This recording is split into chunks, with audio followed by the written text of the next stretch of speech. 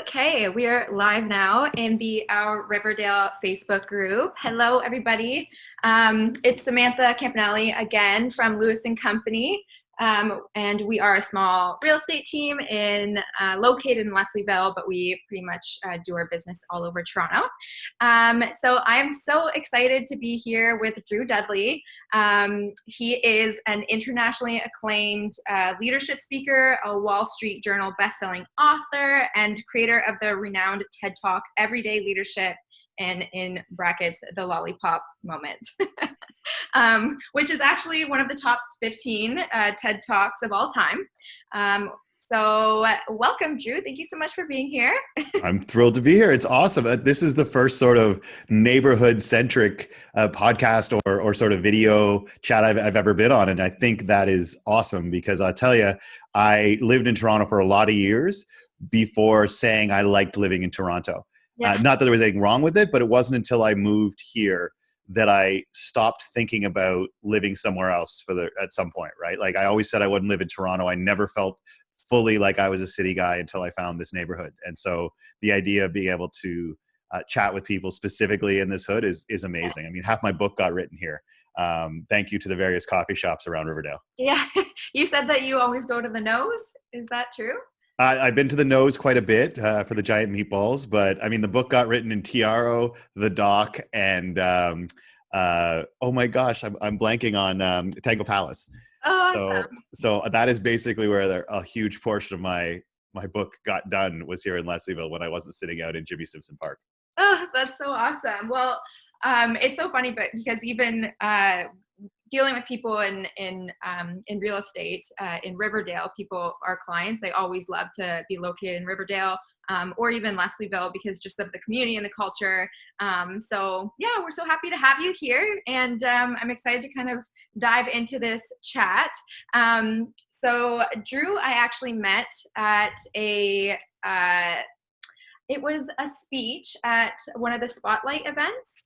And I was just blown away by all that he had to say. He really likes to inspire and motivate people about leading their own life in a way. And I was just so inspired. So we connected after, and now we're here. And we invited Drew to come onto our small business conversations. I was promised a Riverdale calendar. I have not received my Riverdale calendar.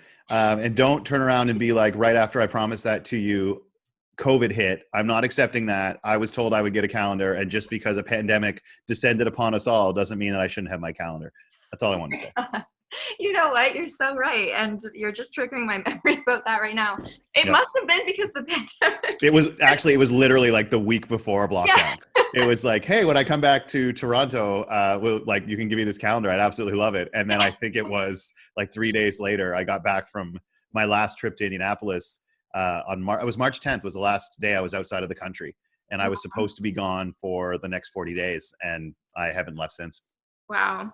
So tell us a little bit more about that. Like what is your typical kind of schedule look like? And then how has it shifted because of the pandemic? What's interesting is that my particular career doesn't really have a typical. The only thing that's sort of typical about my life is that you have no idea how it's going to be one day to the other. The only thing that's really consistent are two things: airports and PowerPoints. Yeah. So I used to run the leadership program at the University of Toronto. And about 10 years ago, I left to begin speaking about some of the ideas that we were developing at the university on the corporate level. As you mentioned, I was lucky enough to get to speak at TEDx Toronto because my students at the time they applied, or they nominated me without my knowledge. Because one of the things I always used to tell my students, and really anybody who works with me, is that you're not allowed to use the word just to describe who you are, what you do. Like, oh, I'm just starting out, or I'm just a student, I'm just whatever. We do it a lot. And what happened was I got really into TED Talks. That's when they sort of broke for the first time. And I was using them in a lot of my workshops. And one of my students said, oh my God, there's a TED event in Toronto. Because there was only about half a dozen TEDx events in the first year before they exploded. And he said, you should do it. You should apply. And I said, I'm just a part-time speaker outside of my job. And the problem with saying something to people over and over again is they start to call you on your own crap. Right. And they were having none of that, just anything. And they nominated me. And sure enough, I went and gave the talk, and that was it.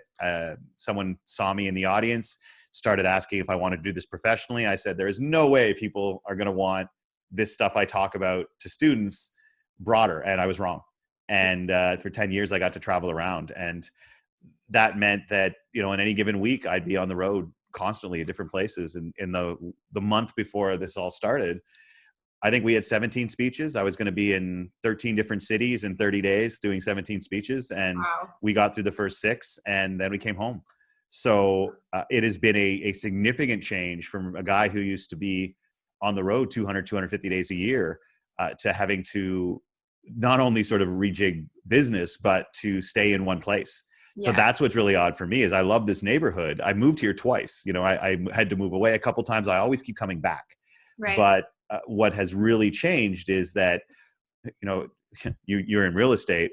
I got a place I was supposed to stay in 3 days a week, you know, where I do my laundry and change suits. And it's 510 square feet. And, you know, the best thing about it is that it's got this really nice brick wall that makes it look like it's a professional studio, which is why I rented it.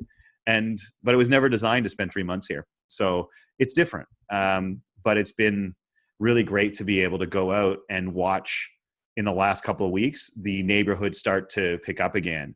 I've been getting fatter again because I want to support all the local businesses and it's easy to get 5,000 calories between where I live and, you know, heading down to the beach.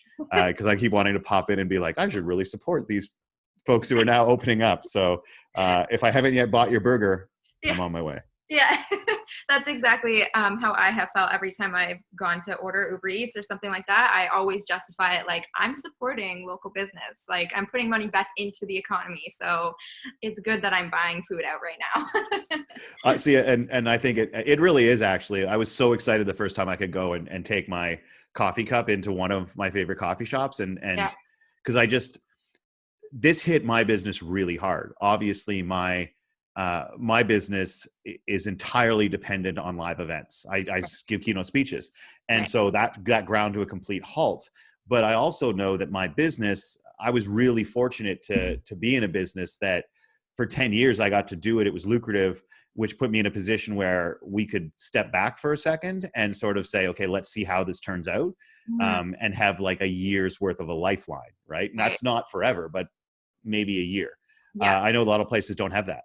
And so, you know, one of the things that we as a business had to think of is not just how do we survive, but how do we take the fact that we're in a better position than others to try to support them as well?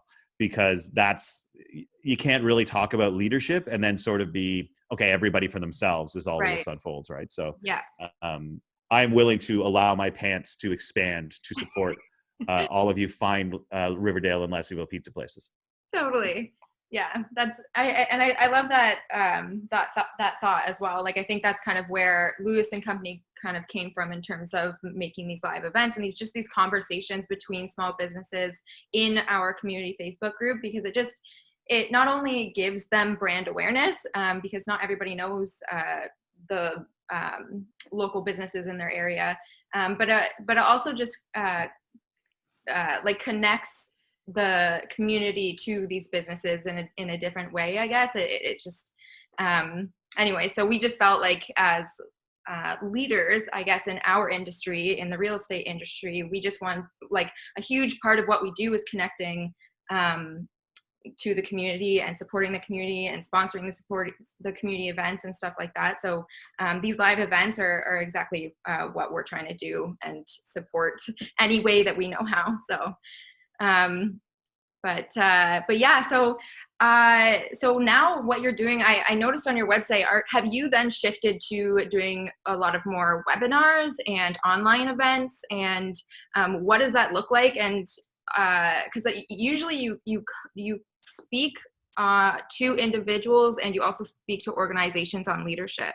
So did you have these webinars and programs prior to the pandemic, or is that how you shifted? Yeah, it's been interesting. Like, one of the things that, because I guess I'm a Riverdale business, but I don't do business in Riverdale, as odd as that is. I spend money from my business here. But it's interesting because now Riverdale actually is the home of my business, because what we did before is that there's a particular approach to leadership that a philosophy of leadership and approach to leadership that was developed at the university while I was there. And now we go out and we teach it. And ultimately, I do that on the road all the time. And we did develop some online resources to help with that, because the fundamental idea behind the approach to leadership we talk about is that from a very young age, we get taught that leadership is accessible to relatively few people. Mhm. And I think we should acknowledge the way the world is right now, that what tends to get embedded into our minds is that leadership is about charismatic, straight white men. Yes. Because those are the examples that we're given earliest on in our lives. And I think one of the key pieces is that whatever examples you're given first of any idea, it shapes and limits how you think about it for the rest of your life.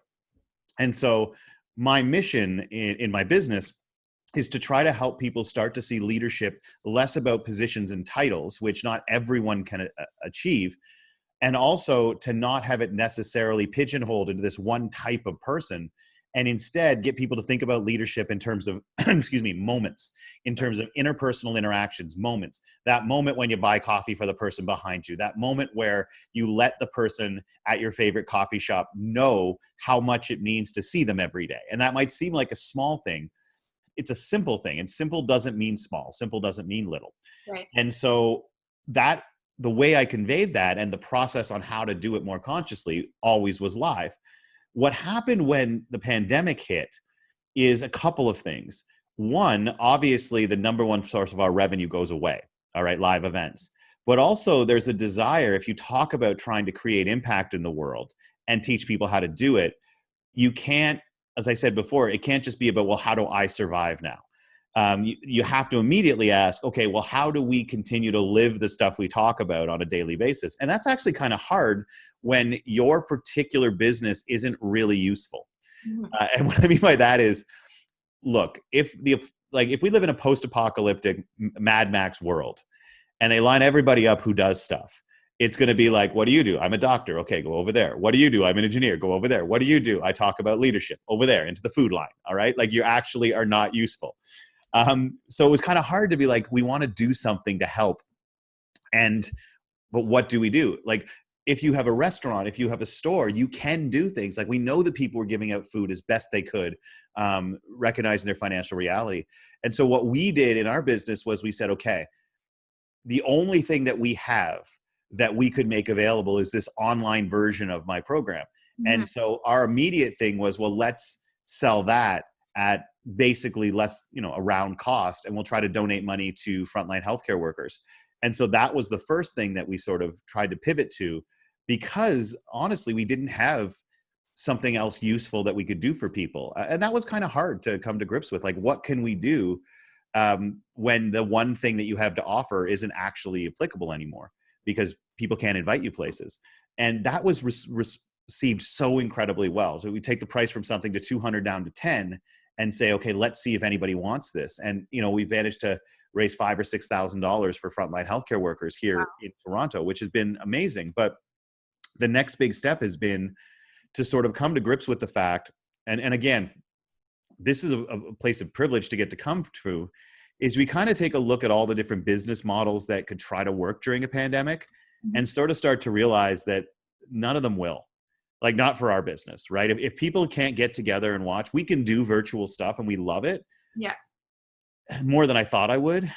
But it's just, there's a year where we can do that before we're going to have to pick something else to do. I never envisioned doing something else for the rest of my life, but if circumstance demand that, then we're just going to have to adapt. And I like to think that if it comes down to that, then there'll be some sort of cool surprise that I don't see right now. When I left my job at the university, I just quit. I didn't actually have a new business set up. I just quit. I lived everybody's dream. I quit in the middle of a meeting. I looked at the toxic boss and went, yeah, no, this isn't going to work, and walked out.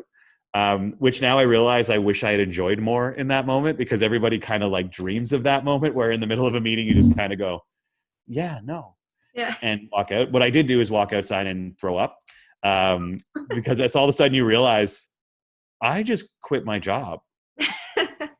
But what we're looking at doing now as a business is shifting more from a business model to a support model. What we realized was, look, most people don't have a budget anymore for what we do. and that's too bad, because people want to do a professional development and personal development within their organizations, especially now when people are really struggling with all of the stress that comes through all of this and the uncertainty. And so we kind of realized you can either do what you love just for the people who can still afford it, which means I'll do it very rarely, or we will acknowledge that, look, if we're going to slowly drain our reserves over time anyway, we might as well do what we love as much as possible. So what we've done is we've shifted to a support model, which means if you need what we offer, call us and we will find a way to make it work. What we found is that most people don't want stuff for free. People just want people to recognize their realities of their finances. It's been really kind of amazing to watch how people don't want handouts. They don't want to say, well, you do what you do for nothing. Yeah. What they call is they say, this is all we've got. Can we work something out? Yeah. And we started to realize that, look, we can say yes to as much of that as we can and stay busy for as long as we can. And maybe eventually we have to shut it down. Or we can say, well, no, this is what market value is for our work. And I think that living your values has to be more important than getting market value. So that's been the biggest shift now, is to run a business that effectively, we had a fund that we used for not-for-profits and charities where people can say, this is what we need, this is what our budget is. And we take a piece from, all of the people with bigger budgets and we put it into a pot that allows us to offer those services to everyone we can. We just expanded that. So that's our next step as a business is we may have a month left, a year left where we can do this sort of work before I have to figure something else out. But I'd rather do a lot in that year for as many people as possible. And so we're looking at it as less as a business and more as a support system. We have something that we think is useful. We have something that we love to do. And if we just sit around waiting for everyone who can pay for it, nobody gets it. And I don't get to do the one thing that actually I'm good at in this world at all. And so that's the way we kind of look at it, is like, if we're all going to say we're all in this together, we better do something to back that up. Right. Right. Wow. That's beautiful. I think that's really amazing how you guys shifted and pivoted that way. Because I think like, even just right now, mindset is like probably one of the only things that's going to get us through all of this, I think. And mindset and exercise. And exercise, yeah, for sure. But I mean, like, even that kind of has an effect on your mindset, right? Exercise kind of gets your endorphins going and makes you feel a little bit better about yourself. And but yeah, I mean, like, times are super heavy right now. So I just think it's so great that you're still offering your services at a because you're still giving back to the community. Even right now, like I'm like, I just feel like there's so much heaviness in the world. And like, for me, I suffer from some anxiety and stuff like that. I have anxiety right now, but like it like shows up in how I like, speak clearly. But, I just think that like, even before coming on here, I was going over the notes that I took in our first meeting. I was going over the book that I have of yours that is like so amazing. And like, even just reading this has given me a lighter heart, honestly. And I really appreciate all the work that you've done for this world. Even just like the moment that I met you, like you've shifted my life in some ways, and for the better. And it's just like that, like going back to your lollipop moment, maybe you can give kind of like a short synopsis of like what that is and what that means, because I think it kind of leads into what I'm talking about, like just about not really realizing how as an individual, like you actually impact other people's lives. So maybe you can tell us about the lollipop moment. Yeah, the lollipop moment. It's odd, right? Because it's interesting when you become, famous is the wrong word. The thing you're best known for is about lollipops, because when people say, "Oh, what do you talk about?" And you say lollipops, it sometimes doesn't seem all that professional. I remember once I was seated at an event next to Amanda Lindhout, who wrote an incredible book called A House in the Sky. She was an extraordinary, and the movie being made about it with Rooney Mara playing her. And so I remember I was in Chicago and they sat me down next. They said, "Oh, you're Canadian. There's another Canadian here. We're going to sit you guys next to each other so you can talk." Now, Amanda's from Calgary and I'm from Toronto. So I'm like, okay, yeah, we're both Canadian. And it was interesting because I sat down and I said, "Well, what do you talk about?" And she said, "Oh, I was kidnapped and held hostage for 14 months in Somalia. What do you talk about?" And I just sort of thought, I really don't want to say lollipops. But what's interesting is the whole idea of a lollipop moment is it's a story that I started telling many years ago. I used to be involved, or I still am, but I used to be the national chair of a charity here in Canada called Shinorama Students Fighting Cystic Fibrosis. And what happened was we had all these wonderful young volunteers from universities and colleges come to our national conference.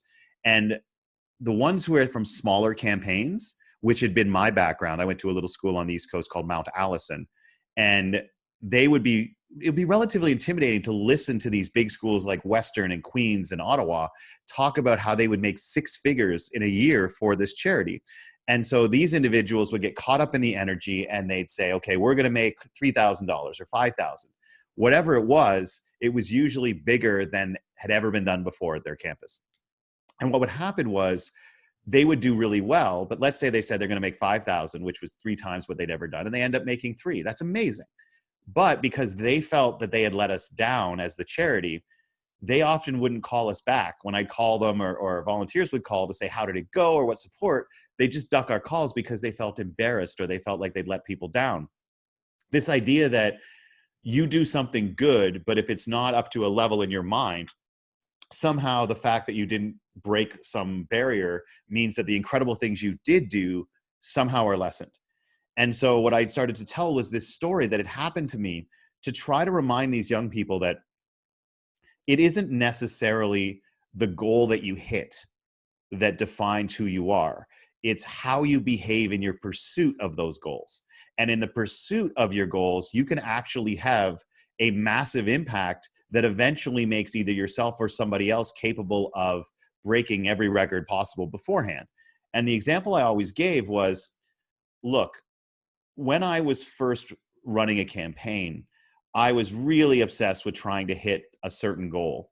And I tell this story about this young woman who came up to me my last night at my first university, and she told me a story that had happened 4 years earlier on her first day. And I guess what had happened is on her first day, well, she was in line really intimidated, really scared, and basically deciding that she wasn't going to stay.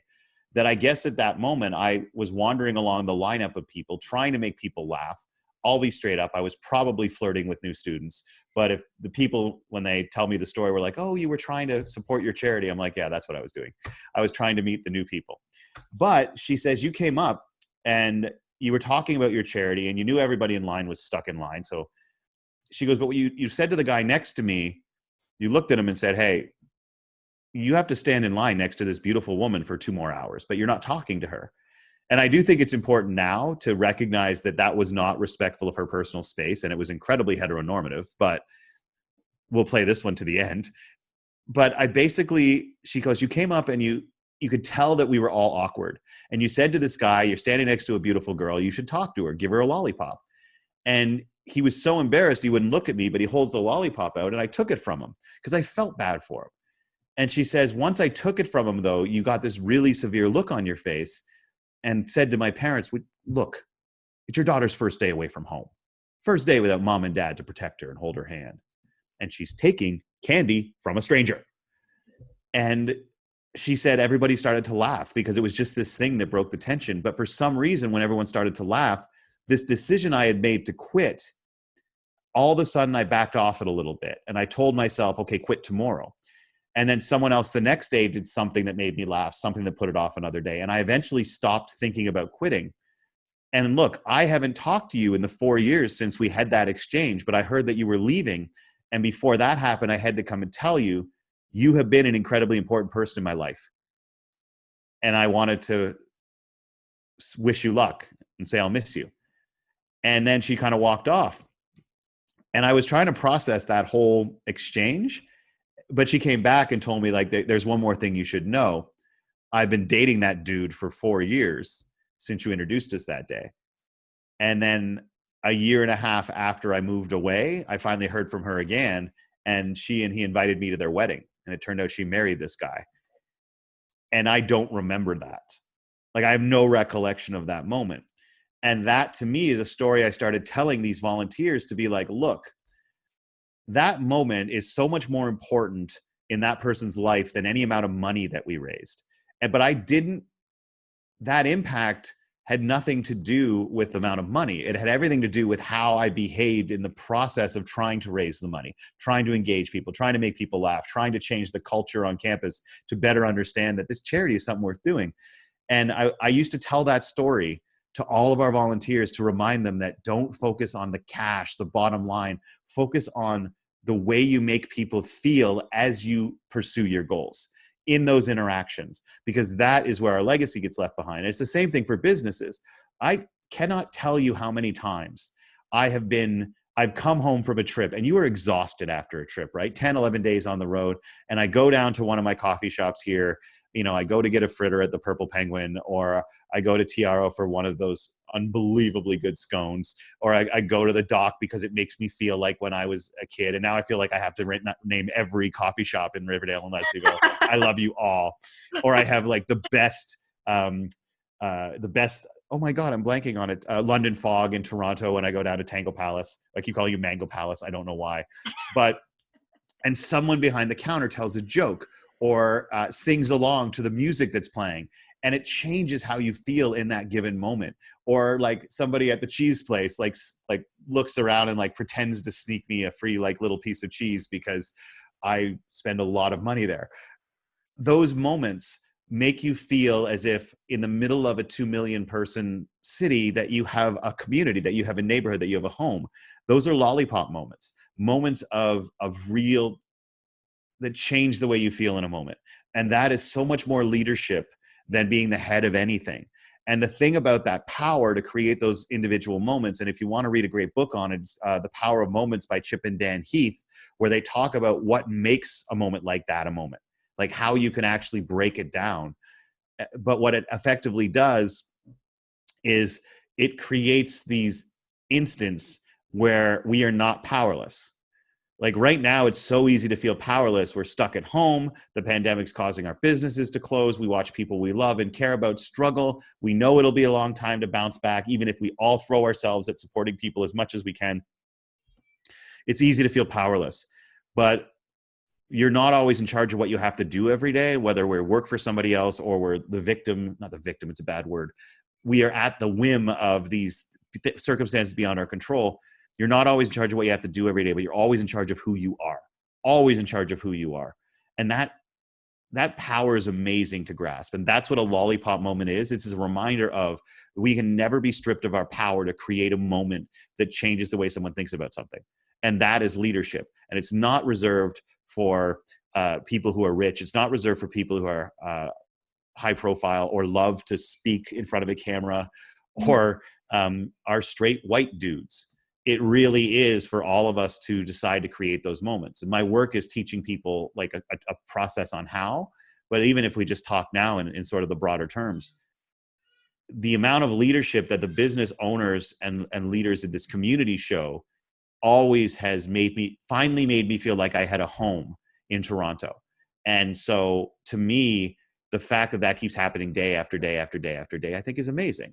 And even right down to some of the people who, the homeless people who make their home here, like take the time to learn their names and chat. You see the same faces all the time. But we should know the birthdays of the homeless people we see every day in this town or in this area. We should, we know who they are.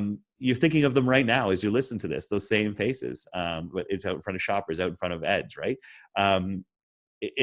We live in a special place, but we also have the opportunity in these instant individual moments. I call them lollipop moments, which makes it hard to take them seriously sometimes, I know, but that's where leadership lies. That's where it's born. And doing things like you're doing with this, Facebook, taking a moment to order Uber Eats instead of, saving some money and eating the bread that I bought at Shoppers Drug Mart. I don't buy groceries if they don't have it at Shoppers, because that would involve having to go more than 10 feet from my house.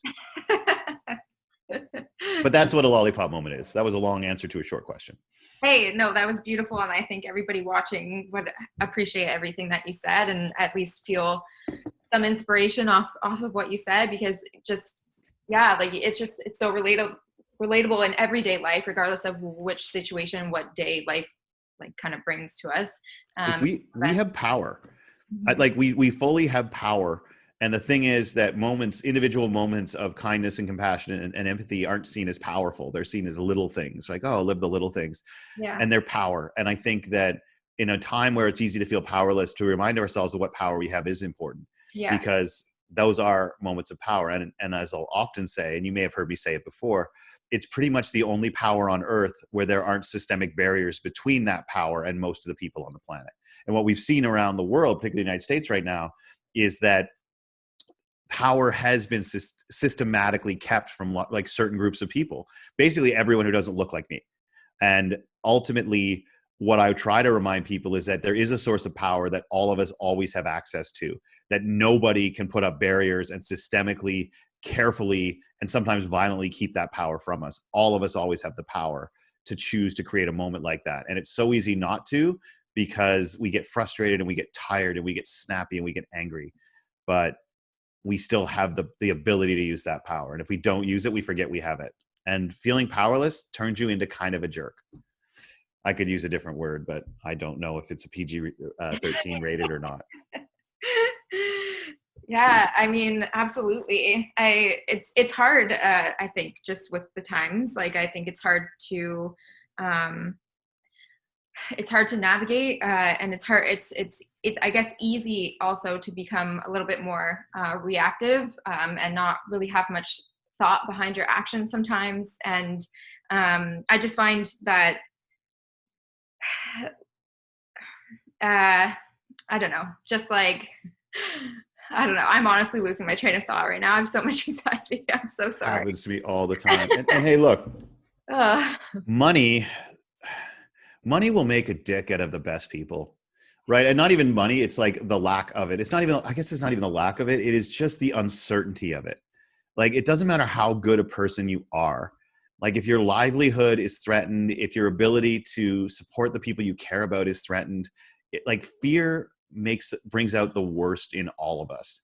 And I'm as bad at that recently as anybody else. I mean, there's so many once in a lifetime things that have been layered on top of one another for most of us, that I found myself struggling sometimes to stay as upbeat as I want to be. Because Mhm. it's easy if you do read my book, or I guess if you listen to like little snippets, it seems like, oh, be upbeat, be positive.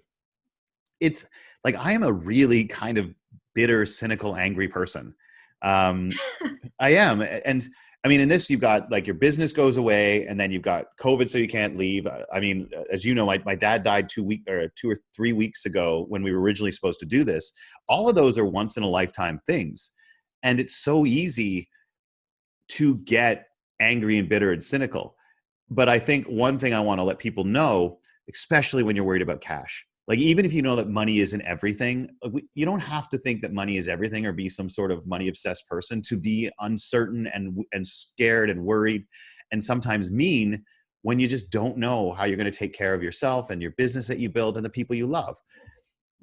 And I think that sometimes we judge ourselves as being bad people Mhm. if we don't look at the world with love and gratitude, right? And I mean, the problem with Instagram sometimes is you've got these people who are like, always just enter the room with love and live with gratitude and open your heart and everything will be okay, which is awesome. But I don't know about most of you. I'm not that guy. I'm not that person. I don't have that purity of heart, even though I'm a guy who goes and stands on stages and talks about how we could make the world a better place. But inside, I'm also like angry and scared and cynical and bitter. And I think we've been taught to judge ourselves if inside we aren't thinking good, pure, awesome thoughts. It's Mhm. like, no, you shouldn't feel anger, you shouldn't feel fear, you shouldn't feel jealousy. Like, that's a character flaw. If I can say anything to everybody out there, it's not whether or not you think lousy things, it's whether or not you allow that to translate into your behavior. Like, when my friend asked me, can you help me move, I think that a good friend goes, oh yeah, no problem. You're my friend. I'd love to. But most of us don't do that. We think, oh shit, like, oh, of course you're my friend. And then we judge ourselves because our initial instinct wasn't to jump up and be like, of course, I love helping my friend move. You're not a bad person, but you said yes. So don't judge yourself because your initial thought wasn't what the purest, best, most noble person on earth would do. Mm-hmm. What leadership isn't thinking only pure, amazing, good, like noble thoughts. It's behaving in the right way. And sometimes isn't it a better act of leadership to not want to do it and then recognize that, well, you don't want to do it. The person you want to be would do it. Yeah. And so for all of you who are struggling, thinking you're a bad person as you struggle with the stresses and the anger and the bitterness and sometimes the jealousy that you might feel when somebody else gets to open up or business never shut down, you're not a bad person. It's just if you allow those negative thoughts to turn into behaviors, that's where you've let your leadership down. But if you feel those, embrace those, don't judge yourself for them. Judge yourself for whether you resist your worst impulses. That, to me, it's not noble. Like, you're not noble for doing the right thing if there was no hesitation to do it. Like, nobility is when you look at something and go, I have no interest in doing that at all. I really don't want to. And then you do it anyway. Mm-hmm. That deserves credit. But I think what we do is, instead of giving ourselves credit for overcoming our hesitation, we beat ourselves up for having the hesitation in the first place. This is a crappy time, everybody. If you're tired, if you're angry, if you're snappy, if you're jealous, if you're cynical, it's okay. Just try not to allow it to let you make other people feel the same way. And I struggle with that all the time. But I get to do stuff like this, and the opportunity you've created here allows me to sort of say these things, and it's a reminder to me as well. So we all get to play our role, and sometimes we can't pull ourselves out of the darkest places we are. So we need other people to do it for us. We need our community, and we need our friends to do it for us. And so on those days where you feel good, try to create those moments, because you'll be doing it for somebody else. So that's a good thing. Because otherwise I'd be sitting here right now and I'd just be like, it's Friday afternoon, it's been another crappy week, and I really feel like going on Facebook and ripping some All Lives Matter person a new one. Yeah. Yeah, no, and thank you for saying that. I think it just even goes to show for like how I'm feeling right now. I'm like, I just have had a heavy heart for a while now. And I even just coming on here, it gives me a little anxiety, because you have to perform, and it's hard to perform and put on a smile when you're not feeling that great. So I think it's just, I also like I am a vulnerable person. I like to show my vulnerabilities. I don't try and mask them all the time. So, and I think it's important for other people to feel like it's okay to be sad. It's okay to be angry. It's okay to be jealous. It's okay to have those emotions. It's okay to, you just have to like understand them, see where they're coming from, kind of peel back the onion a little bit and dissect where they're coming from, and then make your decision based on how you want to react. But yeah, so I think just with everything going on in the world, it's heavy times right now, and it's hard to feel yourself, and it's hard to feel happy and excited and hopeful for the future. But I think that those emotions are okay. Sorry, my cat is just like so annoying. Bring her back. How fluffy was she? I really love cats. Oh, really? And I know there's dog people out there, and I don't disrespect you dog people, but I don't get you. All right. Like, why do you want unconditional love? Where's the excitement in that? I want to earn love every single day. I want to come in the door and not know whether or not I'm going to be loved today. I'm going to earn it.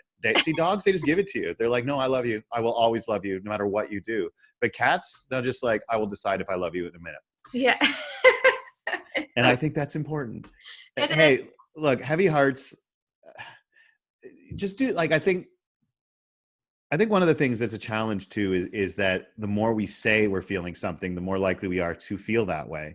Right. I tried really, really hard to feel better like the last week or so. And it's tough, right? I think that one thing that I encourage people to do, like I get asked sometimes, like, what are some tips to try to stay upbeat? And it's hard, right? I think exercise is actually a really good one, as much as we joked about it before. Yeah. It really is a huge thing. that in terms of how it makes you feel if you can stay active in something. But I also think that I had a point when I started this sentence, and I feel that right now I'm using filler words to try to remember what it was when I got back to it. And I'm completely blanking on it now, but I want everybody to know. Oh, here it is, the tip. Okay. So just keep rolling. Just act as if you knew exactly where you're going, where my brain is like, you had a point, dumbass. Yeah. So go take out your phone and scroll back to your first ever photos. This is just something I've been doing since all of this started, and I found that it helps for anybody out there. Just get out your phone, go back to the first photos that you had, all right? And for me, this is an iPhone that I started in 2015 is when I shifted over. And you start from the beginning, and you can, as you go through your phones, you can always create new folders where you copy your photos to. Scroll through all of your photos from the very beginning.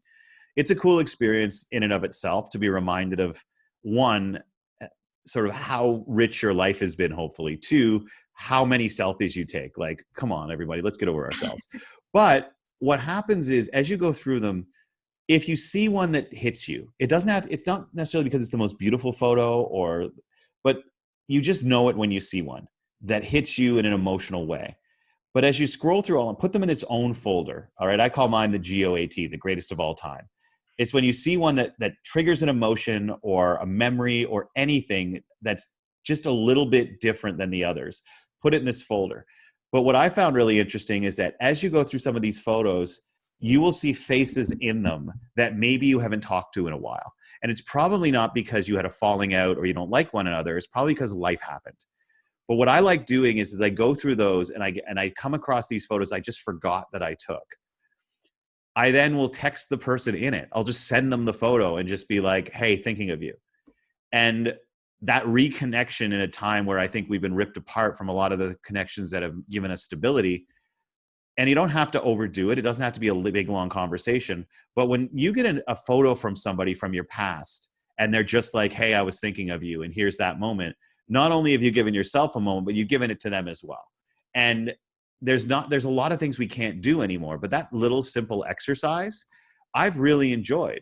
And I mean, if you're running a business, like, go back and start doing the same thing. Like, start sharing with the community the evolution and the life of your business.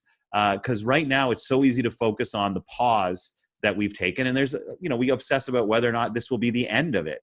But go back and retell yourself the story of you and the business you built and the people who built it with you, and just remind yourself of what your life has been and the people in it, and reach out to them to let them know someone's thinking about them. Because one of the greatest things we can do for others is just to make them feel seen for a minute. That's where I think we get really frustrated, is where we feel alone and unseen. And I don't know if that's a business thing I just talked about, but I do know that exercise has been great for me over the course of this. I've reconnected with people that I really care about, and life got in the way. I blame them. They had kids, their fault. But I'm like, why don't we talk anymore? He's like, I have an 18-month-old. Like, and you're harder to deal with than her. So, but do that. Go back and remind yourself. There's some people in your life that you just haven't chatted with in a while.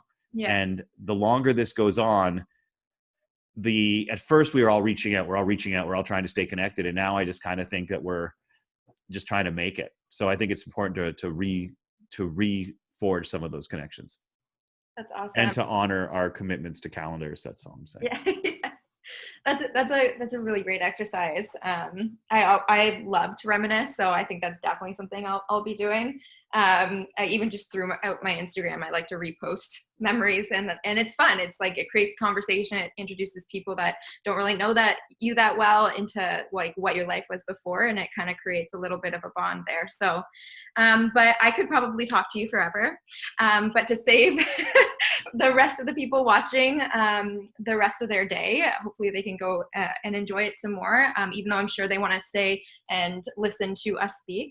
But I did want to just point out, I know this is kind of like a plug, but this wasn't asked by Drew at all. I genuinely love everything that you have to say and your outlook on life. And it's just really inspiring. And I did go to his spotlight speech a few months ago, and I got myself a This Is Day One book by Drew Dudley. It's a practical guide to leadership that matters, and it's such an easy read. If you have kids or for yourself, like, this is such a great book, and it's a great book to start your kids off learning, especially throughout these times when we need people to be more aware and to see in themselves the leader that they are. So thank you so much, Drew, for being here. That was so kind of you to do that. I appreciate it. Now available in paperback, yeah. which means cheaper. Just to be straight up, it just means cheaper. Yeah.